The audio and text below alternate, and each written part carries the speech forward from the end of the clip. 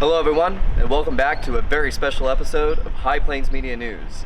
As always, I'm your host, Stetson Smith, standing here at the downtown fire department in Canadian, Texas, where the population has been heavily affected by the Smokehouse Creek fire. I just got out of a press conference with the governor and local officials speaking about fire recovery efforts and where we go from here. It's our biggest story on High Plains Media News so far, and I can't wait to give you all the details that I've gathered today. I hope you're staying safe out there, High Plains, and thank you for joining us on High Plains Media News. I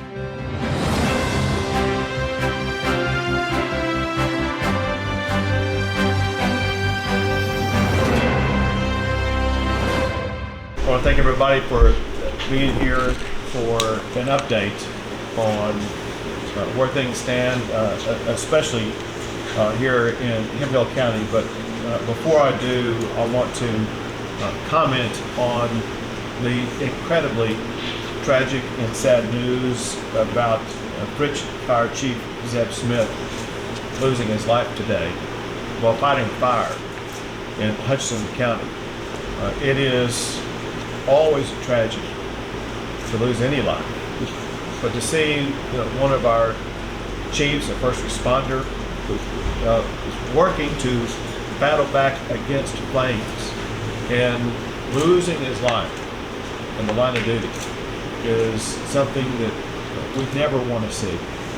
And I just want to be able to reach out to his family and let his family know how proud and grateful the entire state of Texas is for a person who leaves such a legacy that he was willing to put his own life on the line to save the property of others.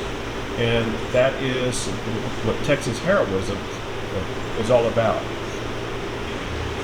One overall perception gained from meeting with these officials behind me in the room before coming out is something that we often see, especially in this part of the state of Texas. And that is, whenever there is some tragedy like this that arises, you see Texans pulling together. You see neighbor helping neighbor, county helping county. This entire region pulls together, and they are pulling together more strongly, more united than maybe anybody has ever seen. And it makes you proud to be a Texan, to see the way that Texans handle adversity and the way that the adversity that Texans face brings out the best in our fellow Texans. It doesn't gloss over or eliminate the depth of the tragedy that people have experienced, because in part of the people in this region reaching out, helping others. There are some people who have immediate homes because of the Red Cross. The Red Cross is stepping up to provide shelter, at least in the short run. But the fact of the matter is, we as a state and we as a community here in Hemphill County, we all need to make sure that the people who have lost their homes, they're going to have a pathway to restoration. This right here is a sign for people to make donations to. And trust me, these people need donations at this time like never before, and we want to make sure donations are getting to a location that's not going to be fraudulent, that's not going to be using up the money, but instead providing the money to those who have lost everything in helping these people across the state and across the country, who is willing to step up and help out with making a donation at this website location, so that you're going to be able to help these families be able to rebuild as quickly as possible. I want you to know that we also at the state level have the One Star Foundation, where we will be looking to also provide assistance. And I will say in advance that we've already seen an outpouring of support for people across the state and the country. But even with that outpouring of support, there's far more that's going to be needed to help these families who have truly lost absolutely every tangible thing of value in their lives. Along the lines of what is needed, there's also an extraordinary need for hay. There's a lot of cattle in the entire region that have no food. And again, there has been a big outpouring of support for the most part. And the reality is, for not just days, but for months, there's going to be far more hay than is needed. I'm very proud and grateful for our fellow Texans stepping up and helping out, as well as other states that are willing to provide assistance, and farmers and ranchers and donors and supporters across America. But I just want all of them and all of you all to know that there is much more hay that's going to be needed for all the livestock across the entire region. And the more and the quicker that you can provide it, all the better. I mentioned two other things with a caveat.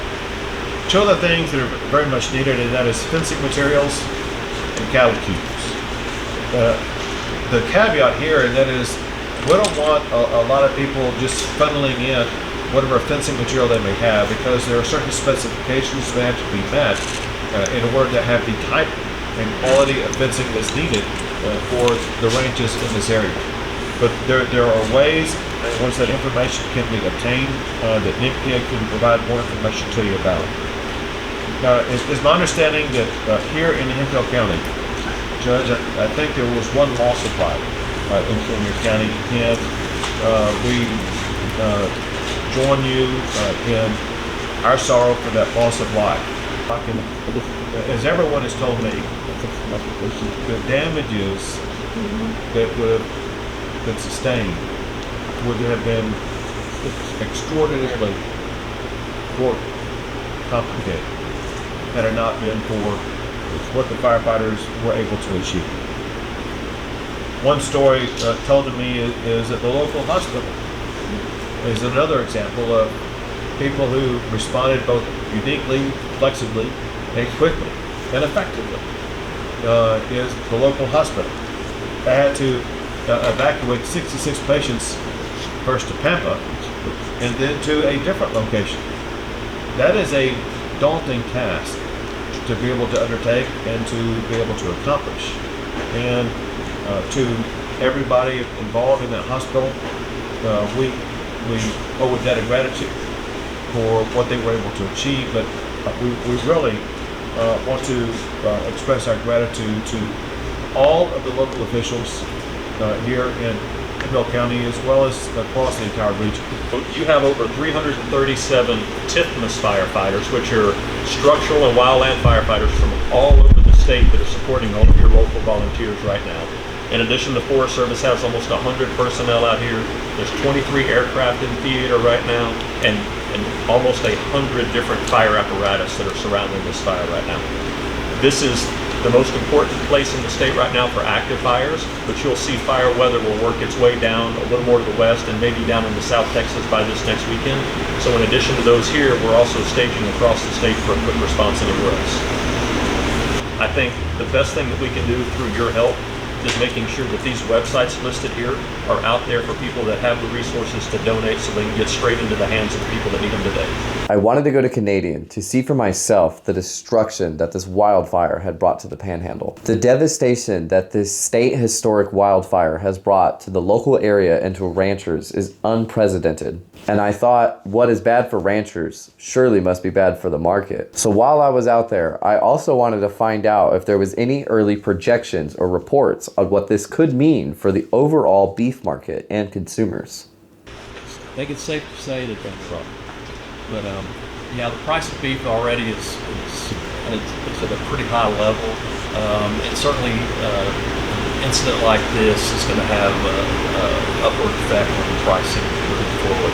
At this point, we don't know. We have economists who are already sussing through the information, just looking at ultimate impact. Tanya Holloway. I'm the Family and Community Health Agent for Texas A&M AgriLife Extension. Okay, and something I am trying to get to know is just, we know that this has affected the ranchers in the area, and I know you wouldn't have any exact numbers, but what do you feel like this might affect our prices at home at grocery stores, and is there any way to mitigate that? There's no doubt it'll have an impact. 26% of all the beef consumed in the United States is grown in the Texas Panhandle.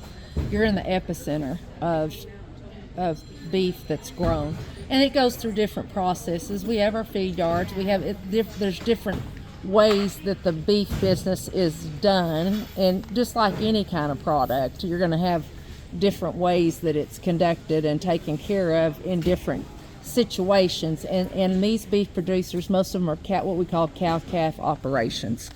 Well, the cow is the factory and the calf is the product. When the product's short supply, your prices are going to go up. Okay. I mean, that's just the way that kind of happens. And how much damage are you kind of looking at? Do you know? Say about 90% of our grass and fence is gone on around 20 sections. Okay, absolutely. And I know ranchers have faced struggles before with the occupation, but tell me what this really does mean for your business. Well, we're deferring our grazing and any operation this year.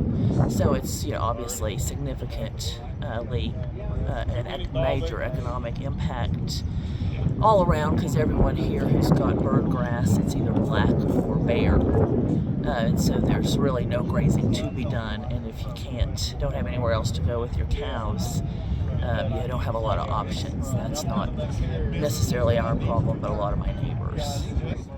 And of course, that being said, with the lack of grass and having to haul in a lot of hay for these cows, how much hay is it, for people who don't know, how much hay is needed just to feed? Well, everybody operates differently, so there's no standard operating. Our situation's a lot different for folks who have, a large amount of cows with nowhere to go. It's consistent hay. It's from now till it's better. And when is it better? After it rains. Inside they were talking about not a specific time frame, but a greening up, an improvement. So there wasn't a standard deadline, which was interesting and fine. But it's just that's what I came to learn. It was about the deferment, how long that needed to be, when we could start on fencing and those types of things. And of course, we're thinking this is going to affect grocery prices. We're red beef all over the area, all over the nation. So is there a way to mitigate that, to recover from that, or are we just kind of looking at the worst of the worst? I don't know. I have no idea about that part of it. I would just say, we're doing the very best that we can. And as painful that is, for the market to lose that beef, it's much more painful on the front end to lose your animals. Absolutely. So that's so again, the market, I couldn't tell you. These two counties are beef producing counties, and that's our job and that's our goal in life, is to feed the world the best beef that we can produce. So it's just like I said, everybody's deal is different. But everybody's going to have to wait or really test their land, because we're not just stewards of these animals, but we're also stewards of this land and this grass. And this country is very strong, producing grass, but we've got to give back to that grass now. We're just tough people going through rough times, and our people who came here originally were exactly that. Many of us are still descendants of those original folks who came here. We'll get through. We're full of grit and hard work and stick-to-itiveness. This is going to be an ongoing developing story, and I will bring you updates when I can. Well, that's going to be it for today's episode of High Plains Media News. I'll definitely be leaving links in the video description below where you can help out the Texas Panhandle wildfire recovery efforts. And please, if you or someone you know was affected by these wildfires and would like to have your story told, please reach out to me and I'll be more than happy to help you guys out. Well, that's all for today's episode of High Plains Media News. Stay safe out there, High Plains, and take care.